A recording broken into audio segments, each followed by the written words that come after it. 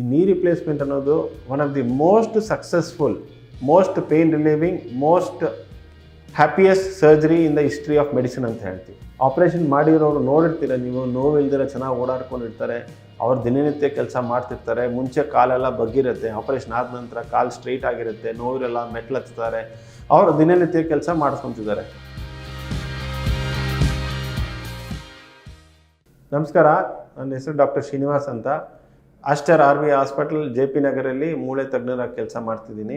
ಸಾಕಷ್ಟು ಜನ ನೀ ರಿಪ್ಲೇಸ್ಮೆಂಟ್ ಈ ದಿನ ಕಾಮನ್ ಆಪ್ರೇಷನು. ಸಾಕಷ್ಟು ಹಾಸ್ಪಿಟಲ್ಗಳಲ್ಲಿ ಸಾಕಷ್ಟು ಸರ್ಜನ್ಸ್ ಮಾಡ್ತಿದ್ದಾರೆ, ಏನೂ ತಪ್ಪಿಲ್ಲ, ಚೆನ್ನಾಗಿದೆ.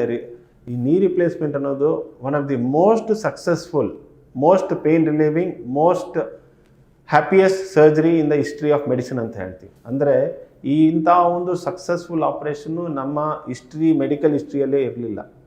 ಅಷ್ಟು ಚೆನ್ನಾಗಿದೆ ಆಪ್ರೇಷನ್ ಮಾಡಿರೋರು ನೋಡಿರ್ತೀರ ನೀವು, ನೋವಿಲ್ದಿರ ಚೆನ್ನಾಗಿ ಓಡಾಡ್ಕೊಂಡಿರ್ತಾರೆ, ಅವ್ರು ದಿನನಿತ್ಯ ಕೆಲಸ ಮಾಡ್ತಿರ್ತಾರೆ. ಮುಂಚೆ ಕಾಲೆಲ್ಲ ಬಗ್ಗಿರುತ್ತೆ, ಆಪ್ರೇಷನ್ ಆದ ನಂತರ ಕಾಲು ಸ್ಟ್ರೈಟ್ ಆಗಿರುತ್ತೆ, ನೋವಿರೆಲ್ಲ ಮೆಟ್ಲತ್ತಾರೆ, ಅವರು ದಿನನಿತ್ಯ ಕೆಲಸ ಮಾಡಿಸ್ಕೊತಿದ್ದಾರೆ. ಇದು ಕಾಮನ್ ಆಪ್ರೇಷನ್ ಆಗಿದೆ.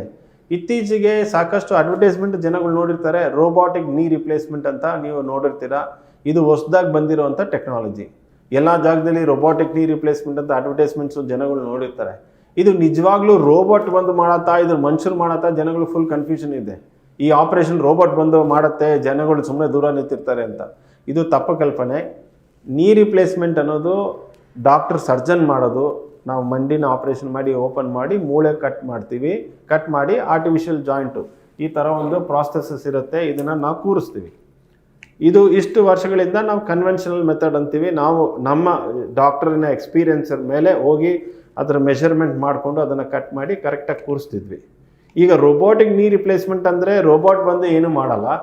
ಪೇಷಂಟಿನ ಎಕ್ಸ್ರೇ ಆಗಿರ್ಬೋದು, CT ಸ್ಕ್ಯಾನ್ ಆಗಿರ್ಬೋದು, ಅದು ಅಥವಾ MRI ಸ್ಕ್ಯಾನ್ ಆಗಿರಬೇಕು.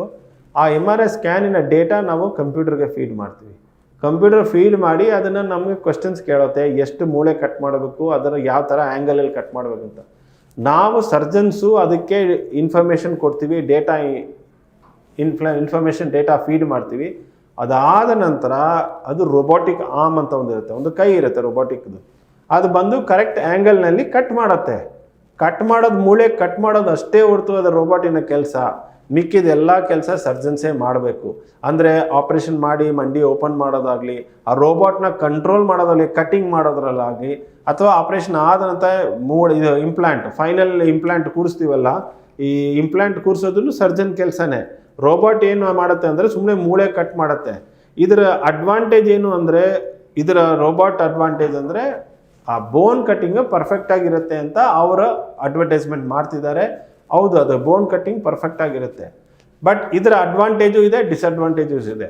ರೋಬೋಟಲ್ಲಿ ಏನು ಅಡ್ವಾಂಟೇಜು ಅಂದರೆ ದ ಬೋನ್ ಕಟ್ಟಿಂಗು ಪರ್ಫೆಕ್ಟಾಗಿರುತ್ತೆ, ಅದು ಗ್ಯಾರಂಟಿನೇ, ಅದು ಪರ್ಫೆಕ್ಟಾಗಿರುತ್ತೆ. ಅದರಿಂದ ಎಷ್ಟರ ಮಟ್ಟಿಗೆ ಪೇಷಂಟ್ಗೆ ಬೆನಿಫಿಟ್ ಆಗುತ್ತೆ ಟೈಮ್ ಓನ್ಲಿ ಹೇಳುತ್ತೆ.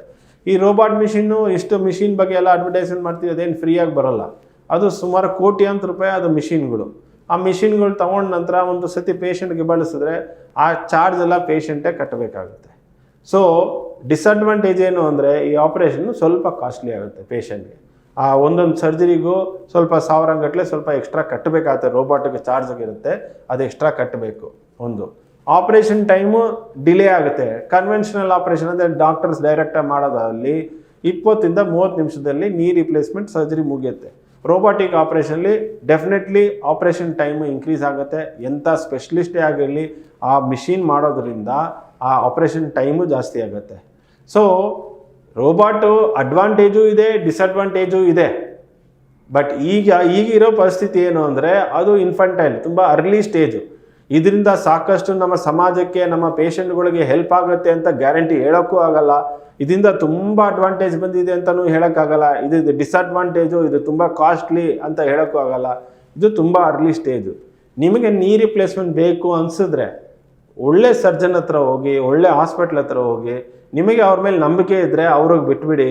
ಆ ಡಾಕ್ಟರ್ ಡಿಸೈಡ್ ಮಾಡಲಿ ಇದಕ್ಕೆ ರೋಬೋಟಿಕ್ ಸರ್ಜರಿ ಬೇಕಾ, ಕನ್ವೆನ್ಷನಲ್ ಸರ್ಜರಿ ಸಾಕಾ, ಡಾಕ್ಟರ್ ಡಿಸೈಡ್ ಮಾಡಲಿ. ಅವ್ರು ಏನು ಹೇಳ್ತಾರೋ ಅದನ್ನು ಫಾಲೋ ಮಾಡ್ಕೊಳ್ಳಿ. ನೀವೇ ಡಿಸೈಡ್ ಮಾಡ್ಕೊಂಡು ನಾನು ರೋಬೋಟಿಕ್ಕೇ ಬೇಕು, ನನಗೆ ಕನ್ವೆನ್ಷನಲ್ಲೇ ಬೇಕು ಅಂತ ಡಿಸೈಡ್ ಮಾಡಿದ್ರೆ ಸಾಕಷ್ಟು ಸತಿ ದುಡ್ಡು ಕಳ್ಕೊತೀರಾ, ರಿಸಲ್ಟು ಚೆನ್ನಾಗಿ ಬರಲ್ಲ.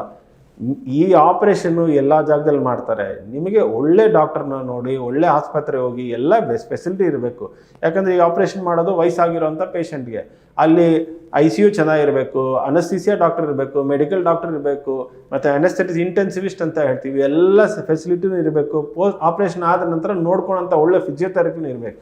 ಎಲ್ಲ ಫೆಸಿಲಿಟಿ ಇರುವಂಥ ಹಾಸ್ಪಿಟಲ್ಗೆ ಹೋಗಿ ಡಾಕ್ಟ್ರಿಗೆ ನೀವು ಒಪ್ಪಿಸ್ಬಿಡಿ, ಈ ಕಂಡೀಷನ್ಗೆ ನನಗೆ ರೋಬೋಟಿಕ್ ಬೇಕಾ ಕನ್ವೆನ್ಷನಲ್ ಬೇಕಾ. ಡಾಕ್ಟರ್ ಡಿಸೈಡ್ ಮಾಡಲಿ. ರೋಬೋಟಿಕ್ ಬೇಕಿದ್ರೆ ಅವ್ರು ಖಂಡಿತ ಹೇಳ್ತಾರೆ, ಆಗ ಮಾಡಿಸ್ಕೊಳ್ಳಿ. ಇಲ್ಲದೆ ಇದ್ದರೆ ಕನ್ವೆನ್ಷನಲ್ ಮಾಡಿಸ್ಕೊಳ್ಳಿ. ಸಾಕಷ್ಟು ಜನ ಬಂದು ನಮಗೆ ರೋಬೋಟ್ ಮಾಡಿ ಅಂದರೆ ರೋಬೋಟ್ ಏನು ಬಂದು ಮಾಡಲ್ಲ, ಡಾಕ್ಟ್ರೇ ಮಾಡೋದು. ಸುಮ್ಮನೆ ದುಡ್ಡು ಕಳ್ಕೊತೀರಾ. ನಿಮಗೆ ಏನೇ ಒಪಿನಿಯನ್ ಇದ್ದರೂ ಡೈರೆಕ್ಟಾಗಿ ಬಂದು ಹಾಸ್ಪಿಟಲ್ ನೋಡಿ, ನಿಮ್ಮ ರಿಪೋರ್ಟ್ಸ್ ತೊಗೊಂಬನ್ನಿ. ನಿಮಗೆ ಏನು ಬೆಸ್ಟ್ ಅಂತ ಎಕ್ಸ್ಪ್ಲೇನ್ ಮಾಡಿ ನಿಮಗೆ ಡೆಫಿನೆಟ್ಲಿ ಸಹಾಯ ಮಾಡ್ತೀವಿ. Thank you.